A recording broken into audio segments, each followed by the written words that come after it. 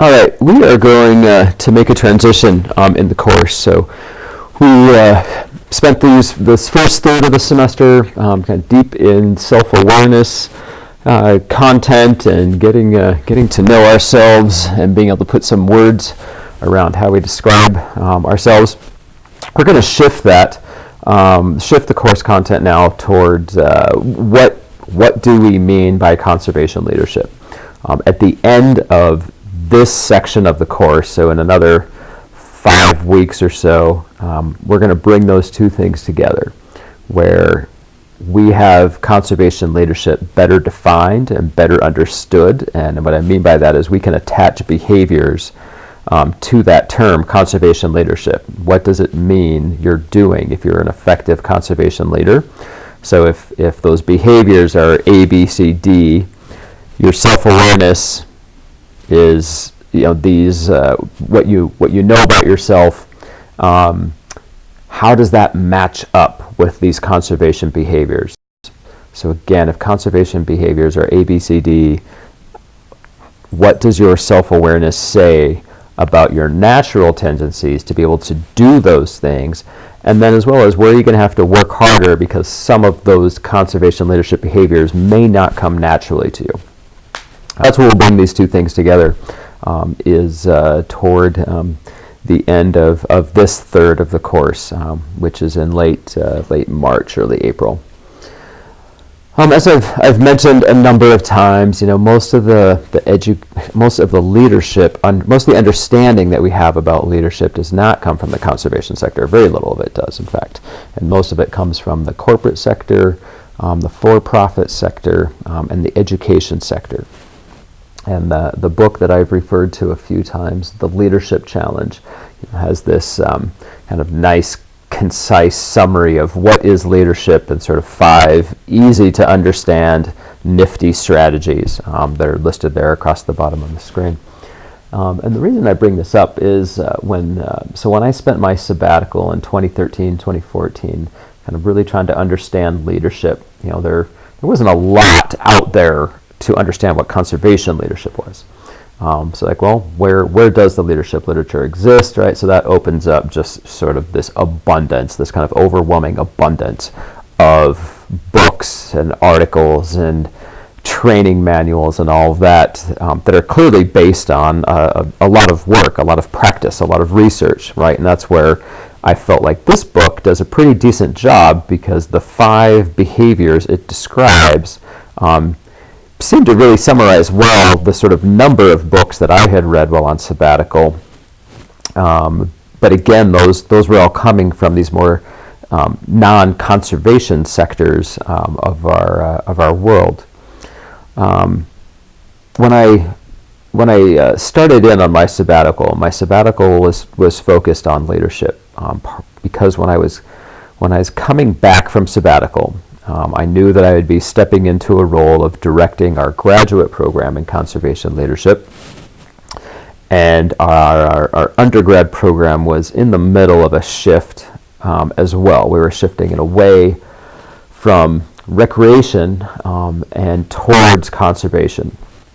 And that was a strategic decision. This is now the major that most of you in the room are in. It was a strategic decision because we felt like our impact, our students' impact, and therefore our impact needed to have greater meaning and substance to it than maybe you get with just having a context of outdoor recreation, which is fun and good for our quality of lives, but sort of having a major built around making sure people have quality experiences in the outdoors seemed to have some limits to it as far as what the meaning of that was on a much bigger philosophical discussion scale, and that we thought we need to be preparing our students to protect and conserve this planet so that people can in fact recreate on it among the millions of other things that a healthy environment provides for the planet.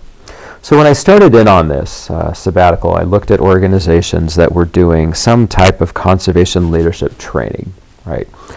So the organizations that are listed on the slide here, those are all NGOs, some based in the U.S., some based elsewhere, that do some sort of conservation leadership training, and that varied from like show up for a week-long immersive experience, pick up some leadership skills, and off you go.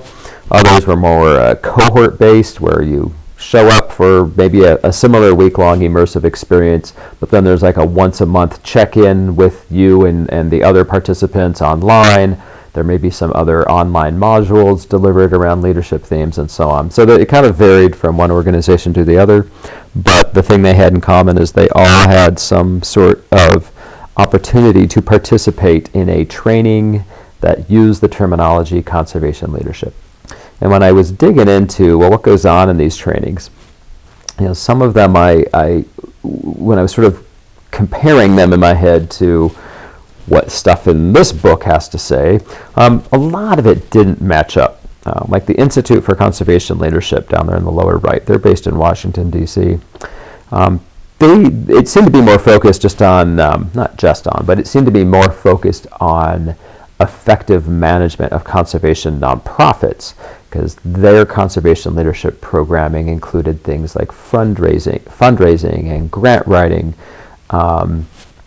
and board development for a board of directors, and things that are important in the conservation world, because so much of it goes on in the nonprofit or the NGO sector, but not content that I would attach to what seemed to be leadership when it was defined by these segments of our society, like in the corporate sector and the education sector, that really had been doing leadership trainings and research for decades. I wasn't seeing a lot of those similar themes show up in what all of these organizations were doing, with some exceptions, like the Conservation Leadership Program in the upper right. That's housed over at Cambridge University in the UK. Had a lot that sort of resonated with what I was seeing in this book and other books that were based on sort of well-articulated research and practice. So that was, this is kind of where I settled within the first month or two was, all right, do we know what we're talking about when we say conservation leadership? Because some seem to define it by sort of organizational excellence. Some seem to define it like by scientific data collecting evidence, like courses in like how to be really good in various ecological field methods, and some of it seemed to be a little more behavioral oriented in the way that this type of book would define leadership. So it seemed a little bit all over the place. So that's where I started, is I asked individuals working in delivering these programs to respond to a simple question, or respond to a simple statement. The term conservation leadership has a shared understanding among those who work in conservation leadership programs or conduct scholarly activity in the field of conservation leadership. So basically saying, are we all sort of working with the same understanding of what we think we mean? And as you can see, about 2/3 of them, right, 13% strongly disagree, 50% disagree. About 2/3 of them like, no, we're not all working from the same understanding here. And the goal is not like we need to all get on the same page. I don't know that that's necessarily the important outcome, but I do think that as leadership is creeping into this desired skill set of conservation practitioners, we need to know what we mean by that. Leadership is sort of this word, much like kind of sustainability. Like, do we know what we mean by that? Do we know if we say someone's an effective leader that we have a clear understanding of what we think it is they can do? And it did seem like there was some room maybe to throw some time and effort at that. So the next step in this sabbatical was to visit some places around the world. I received a grant to do this. And these were all pretty small-scale conservation projects, but they were successful. So successful at the scale at which they were working, which tended to be like a pretty local and maybe a little more regional, but mostly local scale. But they were successful at it. And success being defined by a positive conservation outcome. So we're not talking about kind of stakeholders feeling included, that's important. We're not talking about employee morale. We're not talking about those things. We're talking about, in the end of the day, these projects had a conservation outcome that was improved, that was steeped in something better about the natural environment had occurred because of the efforts. So those projects were, here's the first three. In Jordan, it was looking at the conservation and protection of an endangered mountain goat, pictured in the upper right. In the lower left is a pink pigeon that was on the island of Mauritius. Mauritius is it's an island near Madagascar. It's where the dodo bird is from and went extinct. In Kenya, the lower right was looking at an issue around livestock predator conflict, with the primary predator of interest being lions. The next two, the left was looking at reducing the recreational impacts along the Colorado River corridor in Utah. And then the final one was on a lake, this just like bizarre but awesome looking lake, which you see the picture of there, called Lake Skadar, that borders Montenegro and Albania, which is in the sort of Mediterranean region, kind of opposite Italy, getting near Greece. So all of these projects, or almost all of these projects, were also run, or the leadership was driven by a nonprofit organization or an NGO. The exception to that, is in, sorry, it's right in front of me, was the one in Utah. Although there were partners, nonprofit partners in that, but the leadership was shared, if not led by some of the federal agencies involved in managing those lands, primarily the BLM and a little bit of Park Service as well. So what I did is visited each of those sites for a period of time that varied from just about a week, and in some cases to up to a month, to really understand the context of the conservation issue that they had worked tirelessly on to achieve their success. And then also to conduct conversations and interviews, both with people internal to those organizations as well as external, the stakeholders, the people who were a part of the process but not employed by or affiliated officially with those nonprofits. So like in Jordan, that effort, that project was led by an NGO. The project itself was led by this individual who's actually from Germany, but was living in Jordan for this project because it was funded in part by German aid dollars. We had this hilarious hike up this river to check out where this mountain goat habitat was. He's like, "Here's your life preserver." I'm like, "I don't understand. We're going on a hike. Why would I need a life preserver?" As you go further up this river, the river gets deeper and deeper, and you get just pummeled by waterfalls that sort of throw you off your feet and then down into the river, and it's the whole thing is just kind of funny. And what's even funnier is the pretty much complete lack of briefing to me that was going to be part of our hike. But I had some sense something was up when he handed me a life preserver and told me to leave everything behind because it might get wet, as in it would have gotten soaked and drenched.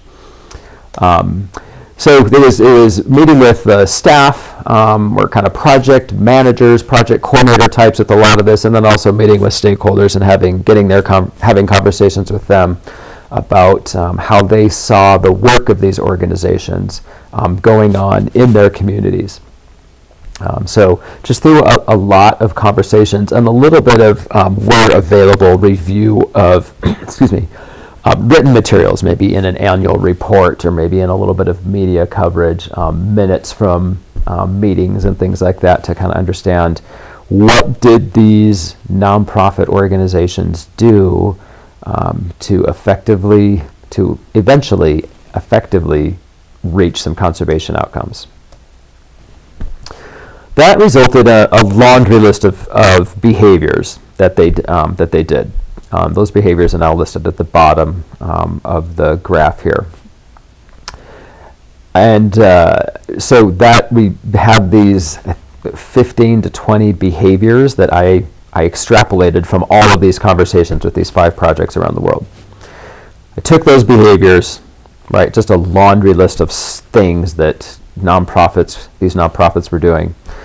Took those behaviors and then blasted that out to a larger network of people, all just via email, that were conservation practitioners, and said, okay, I did some work, talked to some organizations. They said these things are important to them to successfully achieve a conservation outcome.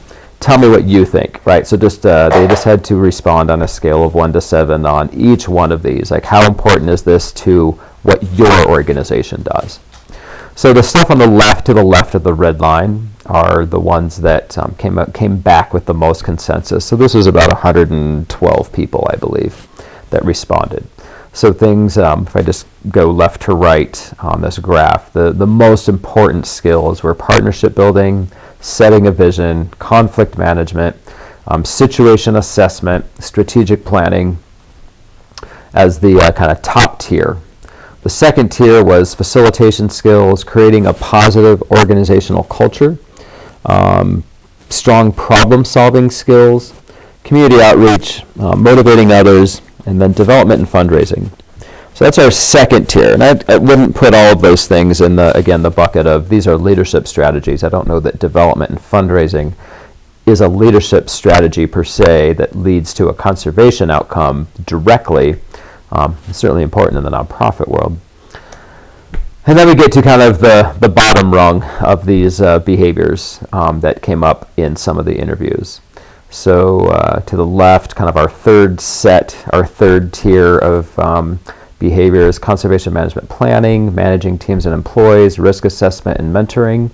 And 3 to 4 of those really are more management oriented, not really leadership oriented. So it makes sense to me that these showed up where they did, right? Conservation management, managing teams. Like, even in the word, even in the description there, we use the word managing. And then the bottom, kind of the least important that this larger group assessed to be important for conservation was public relations, managing uncertainty, which surprised me, scientific content knowledge, and research skills.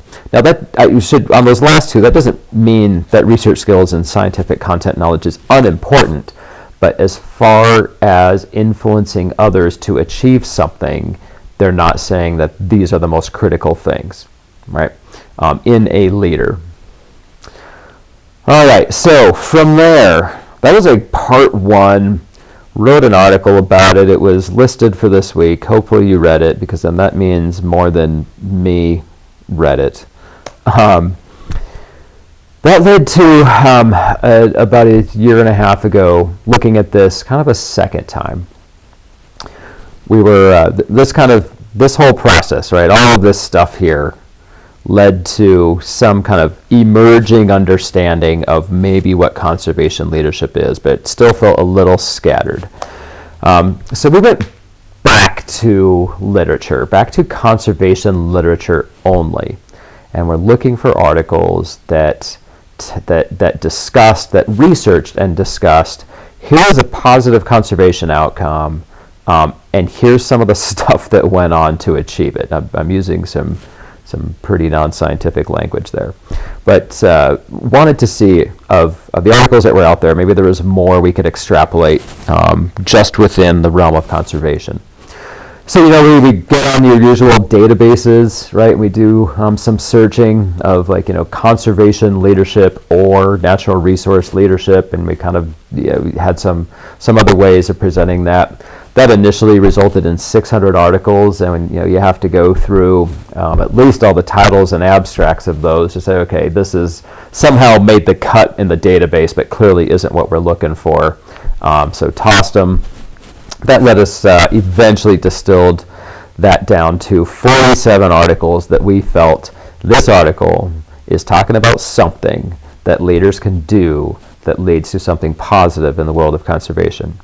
So we reviewed those 47 articles. Like, we're kind of deep now in the sort of qualitative research type of experience here. Three of us read those 47 articles, right? So what you do, all three of you read the articles. You don't talk to each other about them because you want to remain objective with your own analysis of what's going on in that article. And then you finally get together and say, all right, Article 1, what do you think it was saying? What do I think it was saying? And what do you think it was saying? And, most of the time, because we're working with the, most of the time, we have a similar understanding of what that article was saying, right? Sometimes somebody would pick up on something that the other two of us had missed, or two of us pick on something that the third person didn't really pick up on, and then you just kind of talk that through and negotiate it through and go back to the article and see, oh man, maybe I was just, for whatever reason, didn't pick up on that. It was having a hard day, wasn't a super astute reader that day, and that's why you have a couple people doing this to kind of provide that sort of safety net to make sure nothing's overlooked. So we look at those 47 articles, and from that we wanted to distill what we read into a smaller number of themes. So as we talked through that, we came up with 5 primary themes, or what we're now calling domains. And then each one of those themes or domains has some specific skills associated with it. So those domains are stakeholder engagement, trust, vision, internal excellence, and individual champion. And then on the right is how many of those 47 articles said something that we attached now to that domain, right? So you can see that stakeholder engagement seemed to be the most the most frequently mentioned type of skill or behavior in those 47 articles, or in 28 of those 47 articles. So that was our initial step. I was like, all right, let's get some large categories out there, but now I need to define what any of these mean, because these still aren't behaviors, right? Remember, leadership is a behavior. It's a set of behaviors.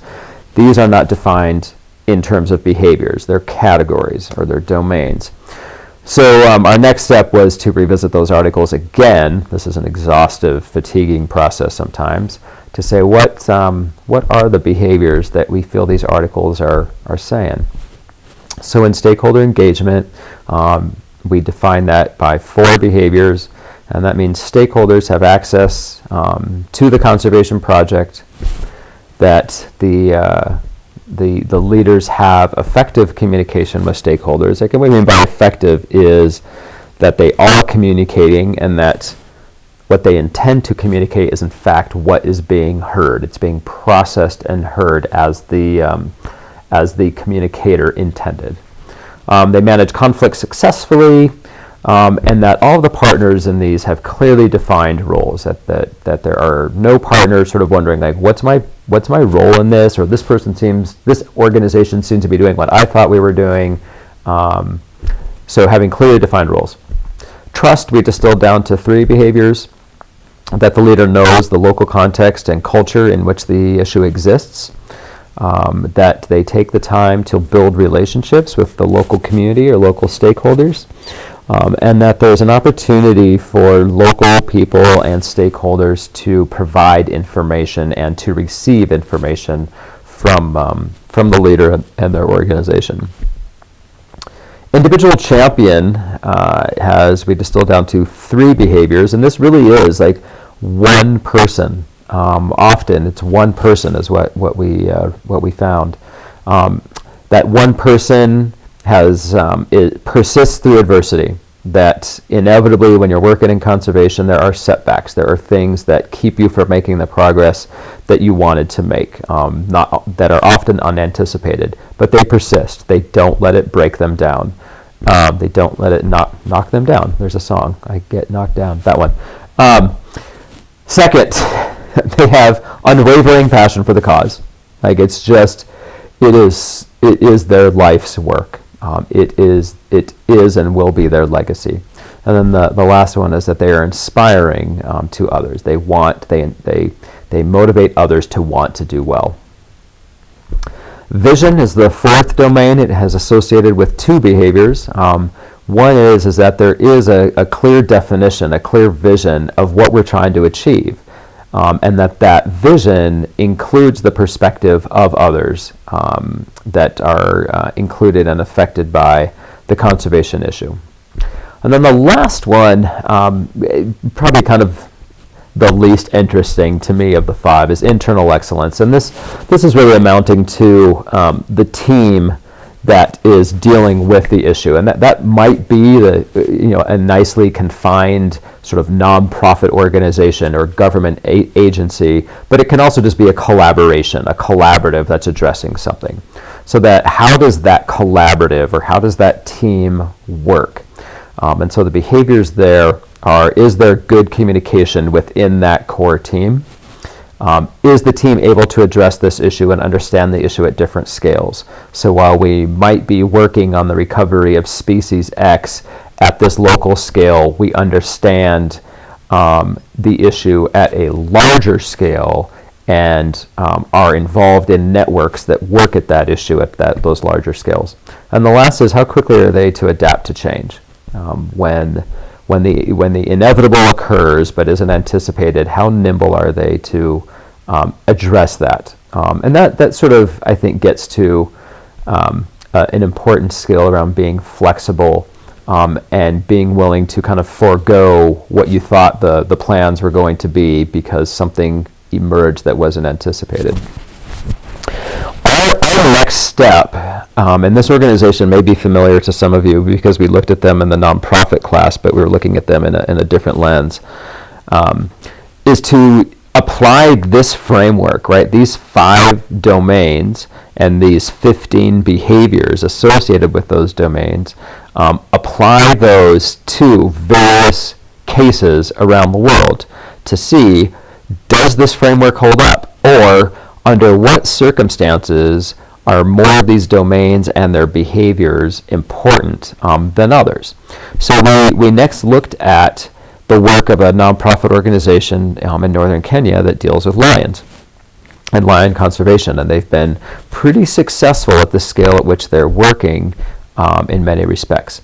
So what you're going to do next, Sarah's going to outline, or maybe on the next class session, is you're going to look at the case study of Owasso Lions and see what the context is of this organization and where they're working, and start doing some speculating about prioritize these. Which ones do you think were more important than others in the case of Owasso Lions? And then we actually did that, and we will share those results with you after you have some time to tackle it yourself. All right, so that is the end of this one. You will do that activity, and then we will do part 2 to see what we found out when we studied Owasso Lions. All right, have a good day.